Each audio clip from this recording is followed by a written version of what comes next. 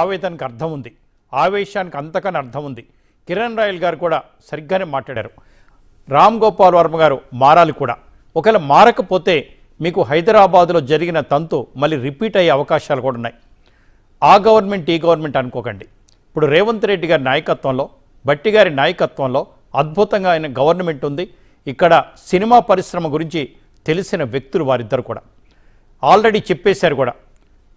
మద్యం మత్తు కానీ, గంజాయి మత్తు కానీ, డ్రగ్స్ కానీ కనపడటానికి వీల్లేదు. సినిమా వాడే విరివిగా వాడుతున్నారు ఇదంతా కూడా. కాబట్టి ఎవరినైనా లోపటేసేస్తాను అని ముఖ్యమంత్రి గారు డైరెక్ట్గా నేరుగానే చెప్పేశారు. వాళ్ళల్లో మీరందరూ ఉంటారు. సినిమా వాళ్ళంటే ఏదో గొప్పోళ్ళు, మేము ఏది చెప్తే చేస్తారు. తప్పు సార్, తప్పు. ఇతరులను కించపరిచే అధికారం మీకు లేదు. చిరంజీవి గారిని కానీ, పవన్ కళ్యాణ్ గారిని కానీ, లోకేష్ గారిని కానీ, మాజీ ముఖ్యమంత్రి కాబోయే ముఖ్యమంత్రి చంద్రబాబు నాయుడు గారిని కానీ అనే అసలు హక్కు మీకు లేదు. ఆ సీన్ కూడా మీకు లేదు. ఇంకా తెలుగుదేశం పార్టీ వాళ్ళు మంచివాళ్ళు కాబట్టి, సంస్కారవంతులు కాబట్టి, చట్టం న్యాయం అనేది ఇంకా చంద్రబాబు నాయుడు గారు మాట్లాడుతుంటారు కాబట్టి, ఎక్కడ అధినాయకుడికి కోపం వస్తుందో, ఎక్కడ బాధపడతారో అని వదిలేశారు తప్ప మిమ్మల్ని పట్టుకోవడం పెద్ద కష్టం కాదు.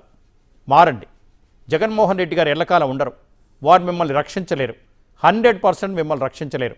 ఏ రాష్ట్రంలో కూడా మీలాంటి దర్శకుడు లేరు. ప్రభుత్వాలు వస్తుంటాయి, పోతుంటాయి. మీరు అనుకున్న వ్యక్తి గెలవకపోవచ్చు, గెలవరు కూడా. తర్వాత మీ పరిస్థితి ఏంటి?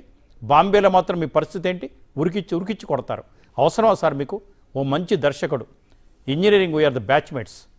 కాబట్టి నేను చెప్తున్నాను, దయ ఉంచి చెప్తున్నాను, ఇది మంచి పద్ధతి కాదు.